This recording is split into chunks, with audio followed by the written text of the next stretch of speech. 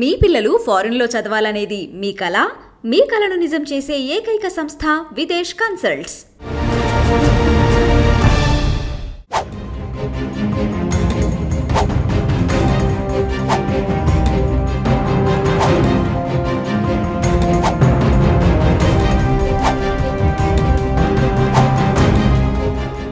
Welcome to crime analysis. Telephone tapping కేసులో ఇప్పటికే arrest అయిన మాజీ ఓఎస్డీ రాధాకృష్ణ పంజాగుట్ట పోలీసులు కస్టడీకి తీసుకుంటున్నారు. అదేవిధంగా మరో ఆరోపణ ఎదుర్కొంటున్న సైబరాబాద్ లో పనిచేసి గతంలో ఎస్ఐబిలో ఓఎస్డీగా పనిచేసిన వేణుగోపాలరావు కూడా పంజాగుట్ట పోలీసులు పిలిచే అవకాశం కనిపిస్తుంది.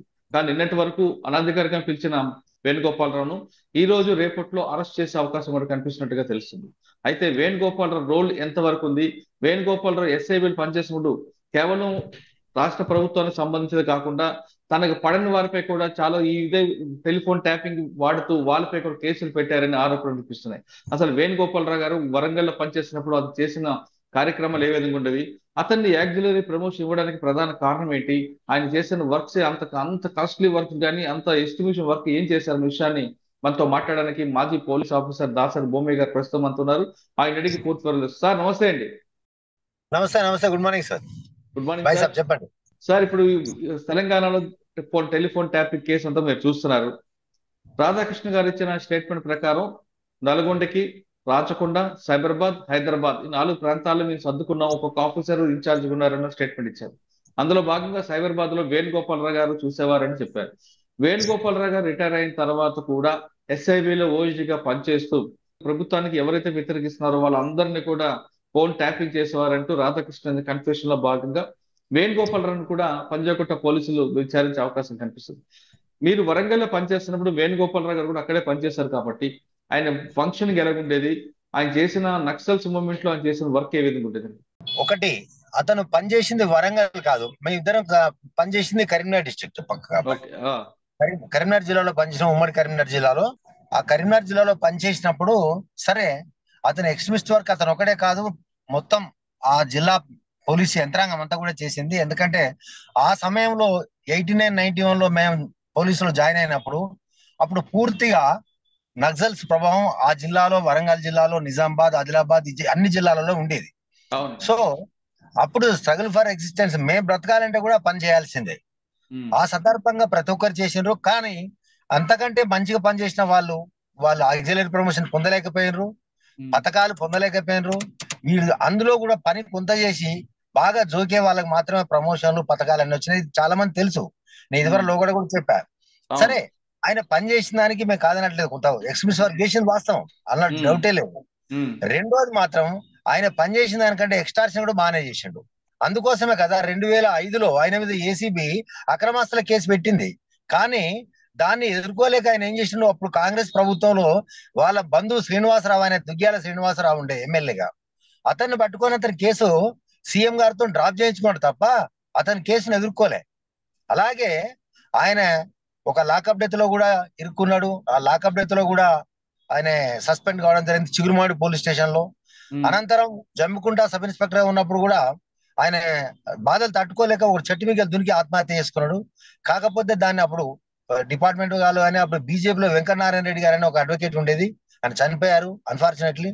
వాళ్ళందరూ కలిసి కాంప్రమైజ్ చేశారు, అంతేగాని కాంప్రమైజ్ చేశారు అప్పుడు.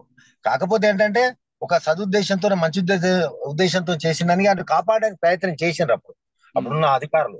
కాకపోతే ఆయన చర్య, ఆయన హై హ్యాండ్నెస్, ఆ బిహేవియర్, మళ్ళా ఆ దొరల పోకడ ఇంకా అప్పుడు కూడా ఇప్పుడు కూడా ఎప్పుడైనా. దాని తర్వాత మీరు ఇంకోటి అడిగారు, ఇప్పుడు ఏదైతే ఫోన్ ట్యాపింగ్ కేసెస్ ఉన్నాయో వీళ్ళందరూ రిటైర్ అయినాక ఒకటి మాత్రం 100% తప్పిదేమండి, రిటైర్ అయిన తర్వాత వదిలిపెట్టాలి. అంతేగాని రిటైర్ అయిన వాళ్ళకి ఎక్స్టెన్షన్ ఇస్తూ ఏదో ప్రత్యేకమైన పరిస్థితుల్లో కిషన్ రావు గారు అని ఒక వ్యక్తి ఉండేది ఇంటెలిజెన్స్ లో, ఆయన నిజాయితీ పరుడు కాబట్టి ఆయనకు ఎక్స్టెన్షన్ ఇస్తే ఎవరో పట్టించుకోవాలి. కానీ ఈ ప్రభుత్వం వచ్చినాక 2014 నుంచి ఒకే కమ్యూనిటీ చెందిన, వెలమ కమ్యూనిటీ చెందిన వాళ్ళందరినీ రిటైర్ అయినా సరే తీసుకొచ్చి ఎస్ఐబిలో కొందరిని రకరకాల పోస్టింగ్లలో పెట్టారు, టాస్క్ ఫోర్స్ లో పెట్టారు. రాధాకిషన్ రావును ఇట్లా పెట్టి ఈ వింగులలో పెట్టి ఎంత దరిద్రం అంటే, ఇవాళ ఫోన్ ట్యాపింగ్ ఎవరిని చేయాలండి? భారతదేశ భద్రతకు ముప్పు కలిగించే వ్యక్తుల పైన, దాని తర్వాత భారతదేశానికి ఇతర దేశానికి స్నేహ సంబంధాలు చెడగొట్టడానికి చేసే సందర్భాలలో, అది కాకుండా ఏమైనా టెర్రరిస్టులు, అది కాకుండా అది కూడా ఒకవేళ జరిగినా కూడా హోమ్ సెక్రటరీ గారి పర్మిషన్ తీసుకొని వాళ్ళు రిటర్న్ గా పర్మిషన్ తీసుకొని చేయాలా. కానీ దానికి భిన్నంగా ఇలా రాజ్యాంగాన్ని కల్పించిన ఏదైతే మానవుల స్వేచ్ఛ ఉందో, మనకు రైట్ టు అదేదైతే దాన్ని అందరినీ తుంగలో తొక్కి ఈ టిఆర్ఎస్ ప్రభుత్వంలో ఉన్న విలమలు వాళ్ళ స్వార్థం కోసం తర్వాత ప్రభుత్వానికి కొంత మేలు చేస్తున్నట్టు చేసి వాళ్ళు అడిగింది ఎంతో కానీ వీళ్ళు చేసింది మాత్రం ఇష్టానుసారంగా చేసి ఇతరుల మీద, అన్నిటికంటే ఘోరం ఏంటంటే మహిళల మీద, ఇవాళ అధికారులు ఎవరైతే ఈ కేసులలో దర్యాప్తు జరుగుతుంది కాబట్టి ఎక్కువ మాట్లాడలేకపోతున్నాం మనం. దర్యాప్తు చాలా బ్రహ్మాండంగా జరుగుతా ఉంది కాబట్టి వాళ్ళ ఇళ్లలో ఉన్న మహిళలను గ్రహించండి, మీ భర్తలు చేసిన ఎలాంటి తప్పిదాలు మీరన్నా గ్రహించండి. ఇతర మహిళల మీద చేసినప్పుడు ఒక మహిళా సోదరి మనులారా మీరు కూడా ఇంటికి వస్తే ఏం చేస్తారో చేయండి, వీళ్ళకి బెయిల్ కూడా అప్లై చేయకండి. ఇలాంటి వాళ్ళు ఎప్పుడు అందులోనే ఉండాలి. ఎందుకంటే పర్సనల్ విషయాలలో ఇంటర్సెప్ట్ కావడం అనేది చాలా దరిద్రం అండి. నేను నా భార్య మాట్లాడుకుంటా వాళ్ళు ఇంటర్సెప్ట్ అవడం ఏంటండి? రాజ్యాంగం కల్పించిన నా స్వేచ్ఛను భంగం కలిగించేంటి వీళ్ళకి ఎవడు అధికారం ఇచ్చాడు? ఇది వాళ్ళు అది చాలా చిన్నది అనుకున్నారు. వాళ్ళకి పడనోళ్ళు వాళ్ళ ఫ్రెండ్ ఉన్నాడు అనుకోండి, ఆ ఫ్రెండ్ కు ఎవరో పైసలు ఇవ్వాలంటే వాని ఫోన్ ట్యాప్ చేయడం, లేకపోతే ఇతరులను బెదిరించడానికి ట్యాప్ చేయడం. కాబట్టి ఇది దర్యాప్తు చాలా బాగా జరుగుతుంది, దర్యాప్తు జరగాల్సిందే. ఈ దర్యాప్తులో ఎంతటి వారు ఉన్నా కూడా తప్పకుండా పోతారు, అందులో డౌట్ ఏమాత్రం లేదు. ఎవరున్నా పోవాల్సిందే. మళ్ళీ భవిష్యత్తులో ఎవడన్నా ఫోన్ ట్యాప్ చేయాలంటే వాడు నిజంగా భయపడాలా. ఆ రీతిలో ఇప్పుడు జరుగుతా ఉంది. కాబట్టి వేణుగోపాలరావు అయినా ఇంకెవరు అయినా అందులో నేనున్నా కూడా ఖచ్చితంగా జైలుకు పోవాల్సిందే. తప్పు చేయని అమాయకులను ఎందరున్న జీవితాలతో ఆడుకున్నారు వీళ్ళు ఫోన్లు ట్యాప్ చేసి. వేణుగోపాలరావు బాధితుల్లో మీరు కూడా ఉన్నారని ఒక వార్త ఉంది, వాస్తవనా? 100% కరెక్ట్. నేను సబ్ ఇన్స్పెక్టర్ ఉన్నాను, ఆయన సర్కిల్ ఇన్స్పెక్టర్ హుజునాబాద్ లో ఉన్నప్పుడు మా ఇద్దరికి ఒక ఘర్షణ జరిగింది. దాని అనంతరం అతను మళ్ళీ కరీంనగర్ రూరల్ సిఐ వెళ్ళాడు, నేను అనుకోకుండా మానకొండూరు వెళ్ళాను. మళ్ళీ అక్కడ ఆయన మీద 2005లో నేను అనుకుంటా 2005 ఏసీబీ అక్రమాస్తుల కేసు పెట్టి ఆయన జైలుకు పంపింది. అప్పుడు నేనే చేయించిన అది మనసులో పెట్టుకొని ఆయన రిటైర్ అయిన తర్వాత నేను 2018లో ట్రాఫిక్ సిఐగా ఉన్నా ఆదిలాబాద్ లో. వాస్తవంగా ఎప్పుడే ఏసీబీలో 2 కేసులు చేయాలి, ఒకటేమో ట్రాప్ కేసు, ఇంకోటేమో డి అంటే డిస్ప్రపోర్షనల్ అసెట్ కేసెస్. కానీ ఈ సర్ప్రైజ్ చెక్ అని ఒకటి ఉంటది ఏసీబీలో.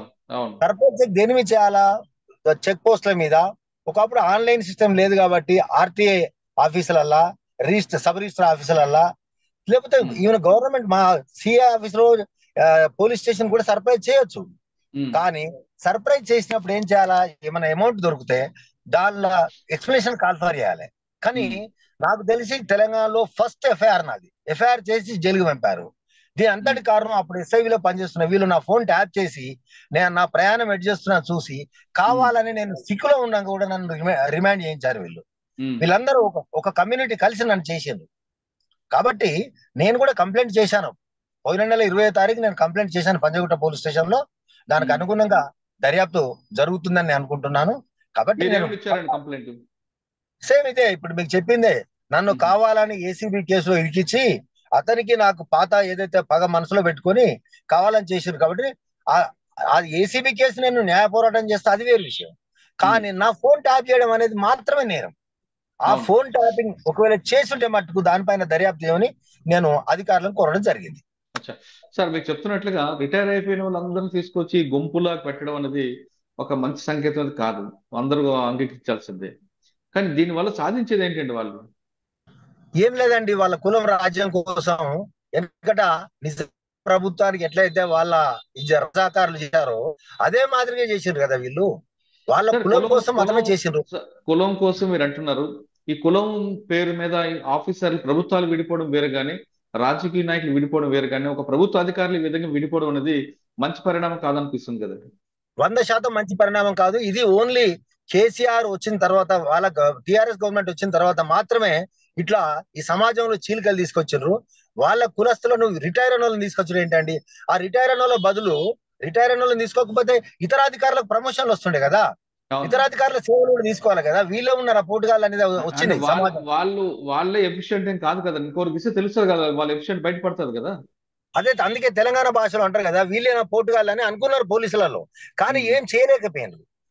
ఇప్పుడు వీళ్ళు చేసిన దుర్మార్గం చర్య ఏంటంటే ఇది, ఆ కేటీఆర్ లేకపోతే కేసీఆర్ ఆ సంతోష్ రావు ఏ ఇన్ఫర్మేషన్ అడిగేదో ఆ ప్రభాకర్ రావు ద్వారా వీళ్ళు చేసింది ఒక 10% అటు చేయొచ్చు, 30% చేయొచ్చు, 70% పర్సనల్ విషయాలు చేసుకున్నారు, 100 కోట్లు దండుకున్నారు. దీని మీద ప్రభుత్వాన్ని కూడా మేము కోరేది ఏంటంటే మీ టీవీ ద్వారానే దయచేసి వీళ్ళు సంపాదించిన అక్రమ సంపాదన మీద కూడా విచారణ జరగాలని నేను ఒక పౌరునిగా కోరుకుంటున్నా. సార్ ఇది ఒకటే కాకుండా రాధాకృష్ణ గారి స్టేట్మెంట్ లో చాలా క్లియర్ గా చెప్పారు, ఎలక్షన్ అప్పుడు డబ్బులు ట్రాన్స్ఫర్ చేస్తాం, టాస్క్ ఫోర్స్ వెహికల్ లో తీసుకెళ్లామని చెప్తున్నారు. అంటే అధికారం దుర్వినియోగం అయింది కాబట్టి ఎవరెవరు నియోజకవర్గాలకు పంపిన డబ్బులు ఆ నియోజకవర్గం గెలిచిన అభ్యర్థులు డిస్క్వాలిఫై చేయాలని డిమాండ్ చేయొచ్చా మనం? 100% నేనే అది కొంచెం బయటకు వచ్చిన తర్వాత ఒక కాంగ్రెస్ కార్యకర్తగా నేను ఎలక్షన్ కమిషన్ కంప్లైంట్ చేయదలుచుకున్నా. ఎందుకంటే వాళ్ళు ఒప్పుకున్నారు పోలీసు వాహనాలలో ఏదైతే డబ్బు తీసుకెళ్లి ఆ సిరిసిల్ల కావచ్చు, గజ్వేల్ కావచ్చు, సిద్దిపేట కావచ్చు, ఎక్కడెక్కడైతే పంచినరో అది అక్రమంగా గెలిచినట్టే కదా. దాని మీద ఇది భారతదేశంలో మొదటిసారి ఇట్లా డబ్బులు పంచినామని ఒప్పుకోవడం, డబ్బులు పంచినట్టు ప్రూవ్ వాళ్ళే చేస్తున్నారు. కాబట్టి ఆ కన్సర్న్ ఎవరైతే గెలిచిన ఎమ్మెల్యేలు ఉంటారో వాళ్ళను అనర్హుల్లా ప్రకటించాలని ఈసీకి త్వరలో నేను కంప్లైంట్ చేయబోతున్నా ఒక కాంగ్రెస్ కార్యకర్తగా. రెండోది ఏంటంటే ఏ పోలీసు వాహనాలలో అయితే డబ్బు తరలించారో ఆ వాహనాలు సీజ్ చేయాలా, ఆ తరలించిన వాళ్ళపై అప్రాప్రియేట్ సెక్షన్లలో కేసులు పెట్టాలా, మళ్ళీ సపరేట్ కేసులు చేయాలి. అప్పుడున్న పాపం కానిస్టేబుల్ వాళ్ళు విధిలోకి తీసుకెళ్తారు కాబట్టి వాళ్ళ విట్నెస్లకు కూడా సైట్ చేయాలని, అలాగే వాటి మీద కూడా తగు విచారణ జరగాలని నేను కోరుకుంటున్నా. ఓకే సార్, ఫైనల్ గా చెప్పండి, ఈ కేసు చూస్తున్నారు, ఇన్వెస్టిగేషన్ ప్రాపర్ గా జరుగుతుందని మీరు చెప్తున్నారు. యాజ్ ఏ పోలీస్ ఆఫీసర్ గా, ఎక్స్ పోలీస్ ఆఫీసర్ గా ఈ కేసులో సీజర్ పార్ట్ తక్కువ ఉందనే విషయం తెలుస్తుంది. సీజర్ పార్ట్ లేకపోతే ఈ కేసులో అరెస్టులు చేసిన ఉపయోగం ఉంటుందా, లేదు ఓన్లీ ఇదంతా షో పుట్టప్ అనుకోవచ్చా? నో, దర్యాప్తు అయితే కరెక్ట్ జరుగుతా ఉందని నేను భావిస్తున్నా. కానీ దర్యాప్తు జరుగుతున్న క్రమంలో మీరు అడిగిన క్వశ్చన్స్ మాత్రం ఆన్సర్ చేయలేను, చేయకూడదు కూడా. కాబట్టి దర్యాప్తు జరుగుతున్న క్రమంలో వాళ్ళు ఏం చేస్తున్నారు, ఏం చేస్తలేరు అని కోర్టులు తెలియపరుస్తారు, కానీ దర్యాప్తు అధికారులు ప్రజలు తెలియపరచాల్సిన అవసరం లేదు. కాబట్టి 100% దర్యాప్తు చాలా బాగా జరుగుతుంది. ఇది ఎప్పుడు కూడా గుర్తుపెట్టుకోండి, ప్రజల ముందుకు తీసుకురావడానికి సమయం పడుతుంది. ఇది ఇంతకంటే ఎక్కువ కూడా దర్యాప్తు గురించి మనం డిస్కస్ చేయడానికి వీల్లేదు. ఎందుకంటే తద్వారా కొంత ఎవిడెన్స్ ట్యాంపర్ అయ్యే అవకాశం ఉంటుంది, రకరకాల కోణాలు ఉంటాయి. కాబట్టి మనం కూడా తెలిసి దానిలో ఇంటర్ఫియర్ కాకుండా దర్యాప్తు అయితే సజావుగా బాగా జరుగుతుంది. మంచి అధికారులు, నిక్కచ్చైన అధికారులు, వాళ్ళు హానెస్ట్ అధికారులు ఈ దర్యాప్తులో ఉన్నారు కాబట్టి 100% బాగా జరుగుతుందని నేను నమ్ముతున్నా.